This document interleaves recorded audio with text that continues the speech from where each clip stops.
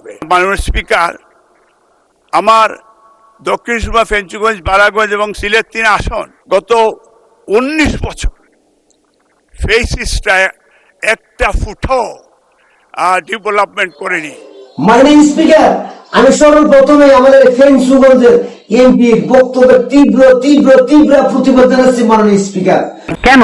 মাননীয় স্পিকার, আমাদের ফেঞ্চুগঞ্জের এমপি সাহেব যে বক্তব্য দিলেন যে গত 19 বছর ফেসিস্ট সরকার একটু ডেভেলপমেন্ট করে নাই। মাননীয় স্পিকার, আপনার আগে এইটার বিচার করেন। ফেসিস্ট সরকার 17 বছর ছিল মাননীয় স্পিকার, 19 বছর নয়। মাননীয় স্পিকার, তাও সত্য।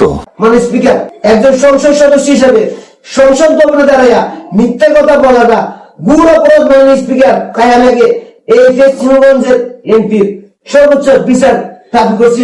মাননীয় স্পিকার, মাননীয় স্পিকার, এই ফেঞ্চুগঞ্জের এমপি ফেঞ্চুগঞ্জ থেকে ঢাকায় সংসদ ভবনে আসছে। মাননীয় স্পিকার, ফেঞ্চুগঞ্জ থেকে যে বিশ্বরোডটা, সেই বিশ্বরোডটা মাননীয় স্পিকার ফেসিস্ট সরকার শেখ হাসিনা করছিল। মাননীয় স্পিকার, আর তাই উনি আরামে আয়েসে করে আনন্দের সঙ্গে ঢাকা শহর আসতে পারছেন। মাননীয় স্পিকার, মাননীয় স্পিকার, উনি যে সিলেটের ফ্লাইওভার দিয়ে আসা যাওয়া করেন। মাননীয় স্পিকার, ওই ফ্লাইওভারটাও ফেসিস্ট সরকার শেখ হাসিনা করছিল। মাননীয় স্পিকার, ঠিক বলেছো। মাননীয় স্পিকার, একজন সংসদ সদস্যের দায়িত্ব হইল বাংলাদেশের জনগণকে সত্য জানানো, সত্য বলা।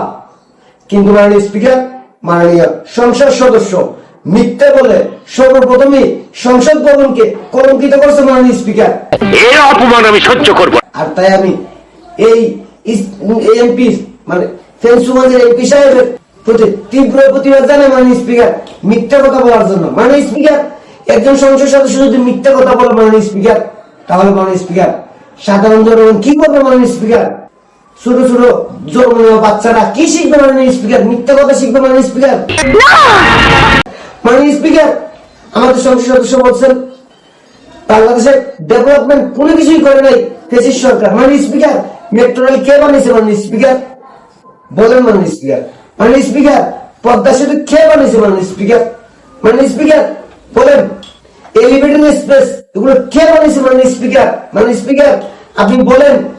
কর্ণফুলী টানেল, দক্ষিণ এশিয়ার প্রথম পানির নিচ দিয়ে টানেল, সেই টানেল বানায় রেকর্ড কে করছেন? মাননীয় স্পিকার বলেন। মাননীয় স্পিকার, মাননীয় স্পিকার, শুধু তাই নয়, বঙ্গবন্ধু স্যাটেলাইট, যে স্যাটেলাইটের মাধ্যমে আমরা আজকে অনলাইনে কথা বলতে পারি। মাননীয় স্পিকার, সেই স্যাটেলাইট কে বানিয়েছে? মাননীয় স্পিকার আরো আছে। মাননীয় স্পিকার, সারা বাংলাদেশের 160টা মডেল মসজিদ মাননীয় স্পিকার ফেসিস্ট সরকার শেখ হাসিনা বানিয়েছিল। মাননীয় স্পিকার 17 বছরে, কিন্তু আমাদের এমপি সাহেব বলতেছেন ফেসিস্ট নাকি 19 বছর ছিল। মাননীয় স্পিকার, 19 বছর।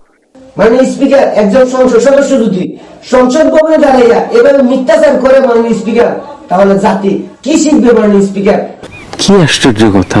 এই প্রশ্ন আপনার কাছে রাখলাম। মাননীয় স্পিকার, মাননীয় স্পিকার, আরো কত কি বলবো ফেসিস্ট সরকারের আমলের উন্নতি, আপনি সব খুলে বলুন। মাননীয় স্পিকার, এত কিছু বলতে গেলে ভিডিও হয়ে যাবো। মাননীয় স্পিকার, 1 ঘন্টা সময় মানুষের নাই এই ভিডিও দেখার মতো।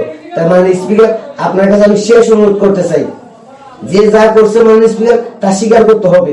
আর তা যদি অস্বীকার করে মাননীয় স্পিকার মিথ্যাচার করা হয় সংসদ ভবনে দাঁড়ায় মাননীয় স্পিকার, তাহলে জাতি মিথ্যে কথা ছাড়া জাতি কোনো কিছু শিখবে না। মাননীয় স্পিকার, নিঃসন্দেহে তুই ঠিক কথা বলেছিস। আমাদের ফেঞ্চুগঞ্জের এমপি সাহেব এই মিথ্যে কথা কোথা থেকে শিখছে? মাননীয় স্পিকার, এই শেষ প্রশ্নটা আপনাদের কাছে করলাম। উনি জায়গা থেকে এই মিথ্যে কথা বলা শিখছে, সেই জায়গায় ঠিকানাটা দেন, আমি ওই মিথ্যে বলা শিখার কারখানাটাই ধ্বংস করে দেবো। মাননীয় স্পিকার, ঠিক বলেছো। ধন্যবাদ মাননীয় স্পিকার, আমাকে মূল্যবান সময় দেওয়ার জন্য, প্রতিবাদ করার জন্য ধন্যবাদ মাননীয় স্পিকার।